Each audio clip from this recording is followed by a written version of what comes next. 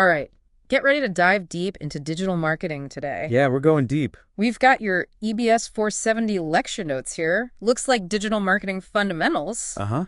And wow, you're covering a lot of ground, it seems. Yeah, it's a good overview. From content strategy and SEO all the way to mobile marketing. It's the whole shebang. So are you ready to figure out how to build a really awesome brand online? Absolutely. Let's get into it. I think a great place to start is with this idea of the online marketing funnel. Yeah, definitely. Now, I've heard of that, but to be honest, I don't really get what it is. Okay, sure. What's the big deal about this funnel anyway? Well, think of it like this. It's a roadmap of your customer's journey. Okay. From the very first moment that they hear about you to when they actually become a loyal customer. Oh, I see.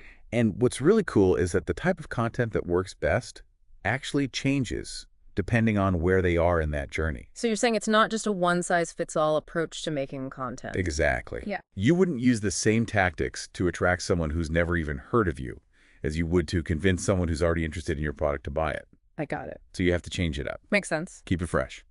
The notes give some really interesting examples of content types for each stage of the funnel. Huh. I'm looking at this one for the very top of the funnel, microsite. Okay. I've never even heard of that. You've probably seen them before. What is that? Yeah, think of a microsite like a magnet for your ideal customer. Mm-hmm. It's basically a mini website. Okay. It's separate from your main site, and it's completely laser focused on one specific campaign or topic. Okay. So let's say you are starting a new line of organic skincare products. Mm-hmm. You could create a microsite that's all about the benefits of organic ingredients and how those formulations actually work. Oh, interesting. It's a great way to capture leads from people who are really interested in that specific niche. So you're saying you're creating a ton of valuable information on a very specific topic so that people will find you and they think of you as the expert. And you can guide them towards actually purchasing. So it's like a landing page, but much bigger. Exactly. Yeah, it's like a landing page on steroids. I like that. And as you move down the funnel, the type of content changes. Okay. You're going to use different tactics at each stage. Interesting. It's really about nurturing those relationships and guiding people toward a purchase. It all makes sense, but it seems like it could get really complicated. The notes make a distinction between content strategy and content plan. Yeah. I mean, why is that so important? Why separate those two things? Well, it's really about having a roadmap versus just trying to figure it out as you go. Okay. You could do that, but you might make more mistakes.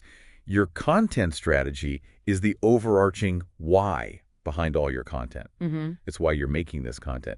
So it's about understanding your audience, what they need, and how your content can actually help them. Right. But a content plan is actually the how. Gotcha. It's the tactical steps you take. Yeah. The execution. Yeah, exactly. It's the difference between having an idea and making it a reality. It's like having a blueprint before you build a house. Okay. So the strategy is the vision, and the plan is how you make it happen. I get it. It's super crucial so you don't waste time and energy, Makes sense. and you're more likely to actually see results. The notes list some really great benefits of having a solid content plan, Yeah. like increasing brand awareness, improving brand loyalty, Uh-huh. and even, really importantly, meeting your customers' needs throughout their entire journey with you. It's about being there for them at every stage. Right. And then, of course, figuring out how well your content is actually performing. Measurement is key. So it seems like a content plan is absolutely crucial to achieving any of your goals. It's like your secret weapon. Now, within that plan, the notes suggest some interesting tactics. Oh, yeah. This one really caught my eye. Stay in your sweet spot. Okay. I mean, that sounds more like relationship advice. Right. How does that apply to creating content? Well, you're at your most effective when you're creating content about topics that you actually enjoy. Right.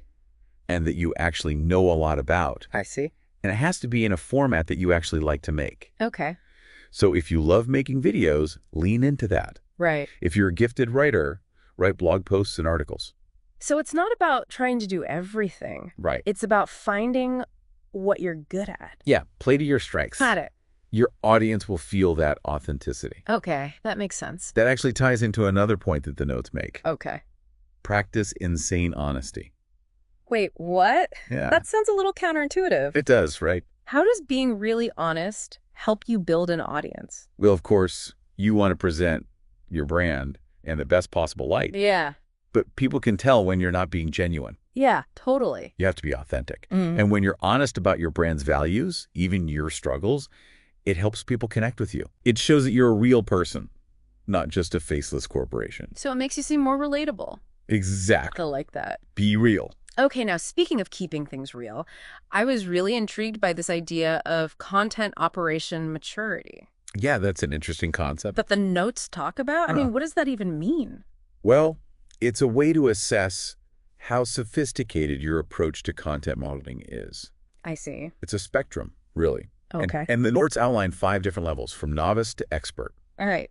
It's really useful for understanding where you are on that spectrum.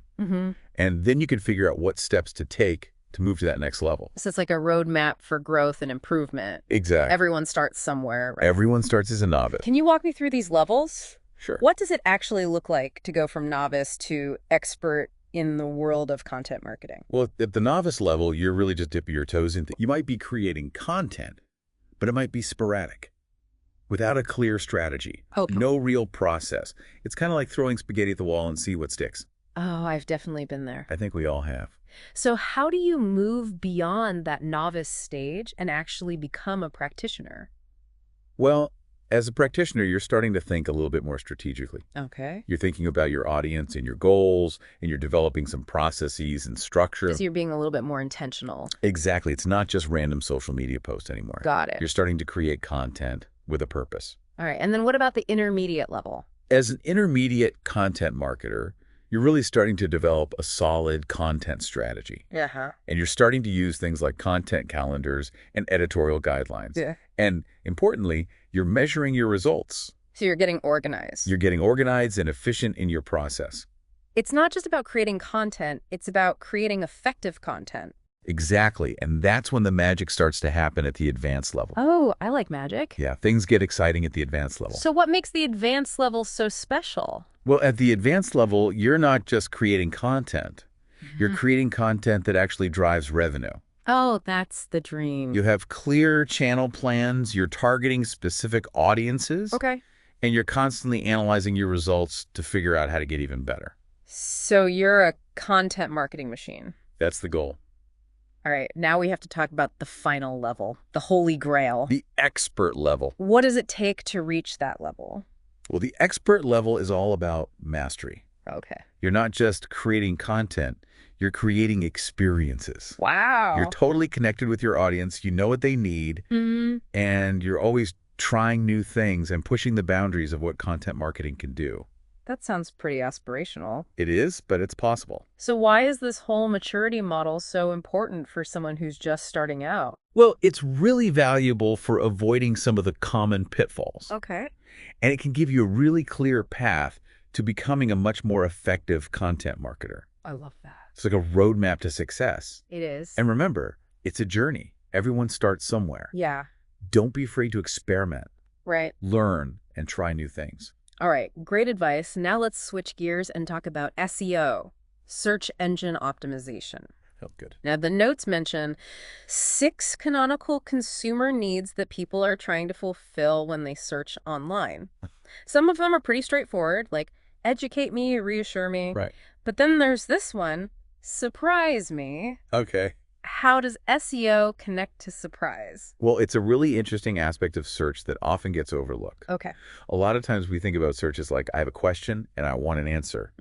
But it can also be about discovery and delight. I see. It can be a journey. So it's not just about finding information you're looking for. Right. It's about finding something new and interesting that you didn't even know existed. Exactly. Like going down a rabbit hole on Wikipedia. Exactly. Or finding this fascinating article that's about something that you'd never even heard of before. That's the surprise me need in action. I do that all the time. Me too. It's the best. The internet is a vast playground of information. It really is. And so how does SEO tap into that? Well, if you understand how people search and what they're looking for, even when they don't know what they're looking for, you can create content that's going to grab their attention. I see. And that's how you get them to come to your website. So it's not just about being informative. Right. It's about being interesting and engaging. You want people to be curious and want to learn more. Exactly. You got it. And the notes give some practical tips for optimizing your content. Okay, yeah, like what? For search, one of them is this idea of features versus benefits. I feel like I know the difference, but can you explain it? Sure. So a feature is basically just a factual statement about a product or service. Okay. And a benefit is about why that feature actually matters to the customer. Gotcha. So it's about moving beyond just listing the specs. Okay. And actually connecting with the needs and desires of your customer. So it's about answering the question, what's in it for me? Yeah, exactly. Okay. So, for example, let's say you're selling noise-canceling headphones. Okay.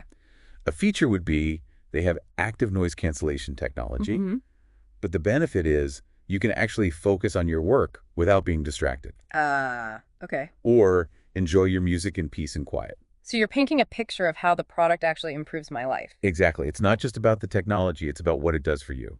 That's a really good distinction. So think benefits, not features. The notes also talk about quality links. Okay, yeah. What makes a link high quality? Well, think of it like a vote of confidence from another website. Okay. If a really well-respected website links to your content, that tells Google that your content is valuable and trustworthy. I see. So the more high-quality links you have, the higher you're going to rank. Gotcha. And the more visibility you'll get. So it's not just about getting any link. No, you got to be picky. It's about getting the right links. Exactly. And building those relationships takes time and effort. Makes sense. But it's a crucial part of SEO. Okay. Before we wrap up this part of our deep dive, I want to touch on mobile marketing. Oh, yeah, sure. It seems like such a huge topic. It is. We could do a whole deep dive just on that. We probably should. Yeah. But what are some of the key takeaways from the notes? Well, one of the most interesting concepts is location-based services. Location-based services? Have you ever seen those ads that pop up on your phone when you're near a store? Yeah, all the time. That's location-based services. It's using GPS data to target consumers based on where they are. That's pretty amazing. It is. So it's not just about those ads. It can be any kind of information or offer. Right, so imagine a bookstore sending a notification to people who are walking by, offering them a discount. That would get me in the store. It's really powerful, and it's all about reaching the right people at the right time. With the right message. Exactly. So it's about using location data to create a more personalized experience. But a more engaging one. Out of all the options listed in the notes, like SMS marketing and app development, is there one that stands out to you as particularly interesting?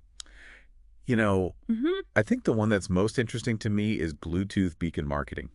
Bluetooth beacon marketing, what is that? It's basically a technology that uses Bluetooth beacons, which are these tiny little transmitters, to send targeted messages to smartphones that are nearby. Oh, wow. So imagine walking into a store, you're browsing the aisles, and suddenly you get a message for a discount. On something that I've bought before. Or something that you're looking at. So it's like super personalized marketing. Hyper-personalized. That's amazing. And it's a really new technology, but I think it has huge potential. It seems like it could get a little creepy, though. Well, yeah, you have to be careful with it. Right. But I think it's really going to change the way that brands interact with consumers. Definitely something to watch. For sure.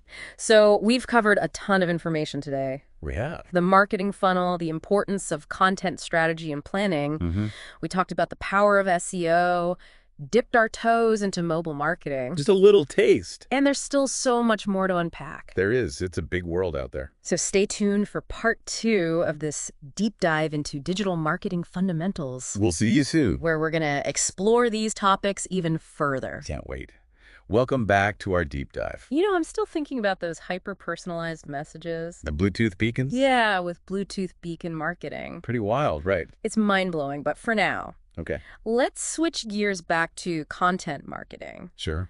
We talked about creating a content plan, but the notes also mention something called a content audit. Right. What is that? It's not as bad as it sounds.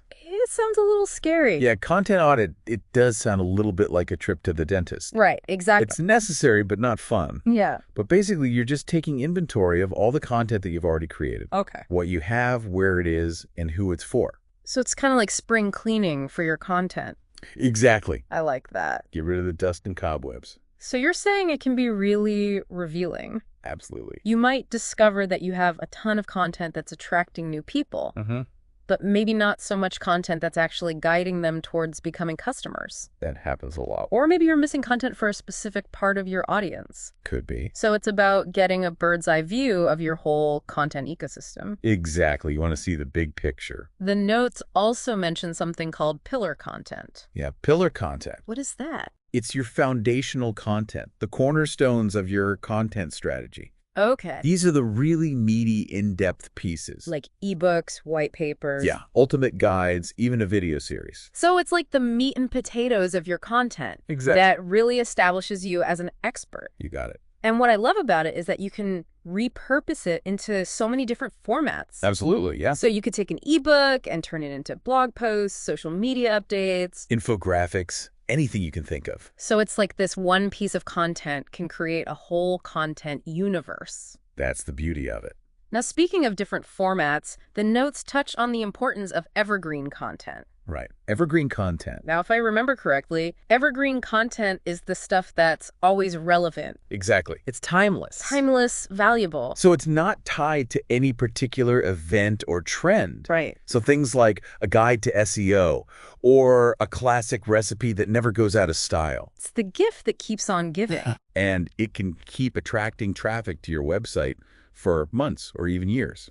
The notes also mention creating viral campaigns. Oh, yeah, viral campaigns. But honestly, I'm a little bit skeptical about that whole going viral thing. It's tough. It seems like luck plays a big part in it. There's definitely an element of luck. Yeah. But you can definitely increase your chances. Okay. If you understand what makes content shareable. And what is that? Well, it's not just about being funny or entertaining. Right. It's about connecting with people emotionally, making them want to share that connection with others. So it needs to resonate on a deeper level. Exactly. It's got to be more than just catchy. Okay. It's got to have heart. Gotcha. Strong visuals help too. Okay. Make it super easy to share. But the ultimate goal is to get people to hit that share button.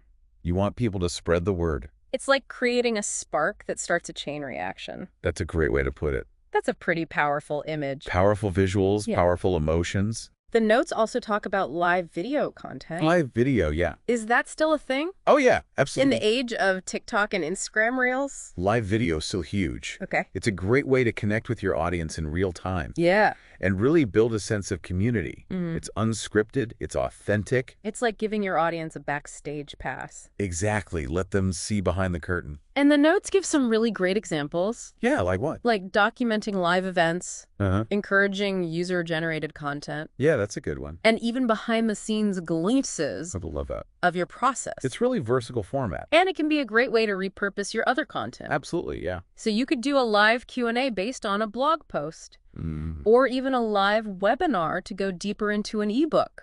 Lots of possibilities. So many possibilities. Live videos here to stay. Okay, back to SEO for a minute. All right. We talked about keyword research, but how do you actually go about finding the right keywords? Well, there are a lot of great tools out there that can help you. Like what? Google Keyword Planner is a good one. Okay. Google Trends. Uh-huh. Keyword Planner lets you see how often keywords are being searched. So you can tap into what people are actually searching for right now. Exactly. That's incredibly valuable. And Google Trends shows you how the popularity of certain keywords changes over time. So you can see trends emerging. Exactly. Okay, so once you have some promising keywords, Yeah. how do you use them? Well, you want to incorporate them into your content naturally. Okay. The notes really emphasize not keyword stuffing. Yeah, that's a big no-no. It's got to sound natural to both people and search engines. Right, so put yourself in the shoes of your audience. Exactly. Think about what they would actually type into a search engine. What words would they use? It's almost like you're trying to read their minds. In a way, yeah. The notes also talk about website structure Website structure. Uh-huh. and how important that is for SEO. Right. What does that mean exactly? Well, search engines use these things called crawlers to scan and index websites. Okay. And to make it easy for the crawlers to understand your site, you need a clear and logical structure. So it's like giving them a map to your website. Exactly. A roadmap so they can find their way around. What are some of the things that make a good website structure? Well, organized categories are important. Okay. Descriptive URLs that actually use relevant keywords. Right. And a sitemap that lists all the pages on your website. Makes sense. All of that makes it easier for both search engines and people. So it's about clarity. Clarity and user experience. Speaking of user experience, the notes talk a lot about homepage structure. The homepage is key. Because it's usually the first impression, right? It is. It's the first thing people see. So what are some of the best practices for designing an effective homepage? Well, it has to be engaging and informative. Okay. It needs to tell people who you are, what you do, and why they should choose you. Right, why you're special. And a clear call to action is essential. What is a call to action? It's basically telling people what you want them to do next. Gotcha. Do you want them to sign up for your email list? Uh-huh. Do you want them to browse your products? Okay. Maybe learn more about your services? I see. You want to make it really clear what that next step is. So it's like your homepage is the welcome mat to your brand's digital world? It is. It's your digital front door. Okay, now time for a lightning round. Okay, hit me. In today's world of social media and instant messaging, is email still relevant? Absolutely, yes. Really? 100%. Okay, the notes say that every email is a wanted email. That's the goal. But let's be honest, a lot of us feel completely bombarded by email. We do. We get too many emails. So how do you make email marketing that people actually want to receive? You have to provide value. Okay. Give them something that they're actually interested in, helpful information, exclusive discounts, behind-the-scenes stuff. So make it worth their while. You want them to be happy to see your name in their inbox. So it's not a one-way street. No, it's a relationship. You're giving them something, and they're giving you their attention. And hopefully their business. The notes also talk about email data. Data is important. What kind of data should you be tracking? Well, open rates are important. Okay. Click-through rates, conversions, Yeah. even unsubscribes. Unsubscribes. You need to know why people are leaving. Okay. It's like having a dashboard.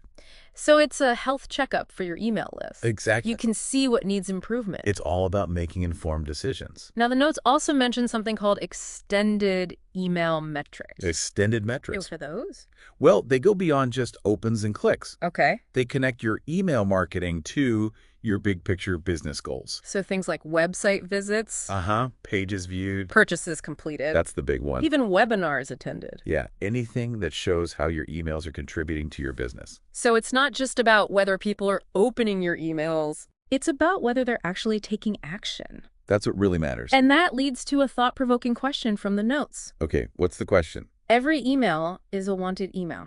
It's a bold statement. It is. But I think it's possible. What do you think it takes to create email marketing that people actually look forward to? Well, I think it starts with truly understanding your audience.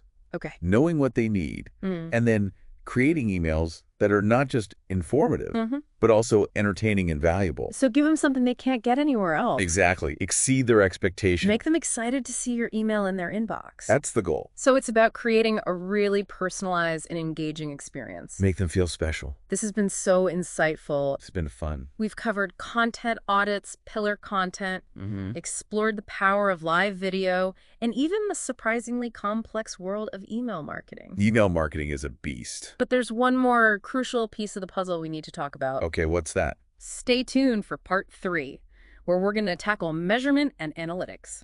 We'll see you there. We've journeyed through content, SEO, mobile, email.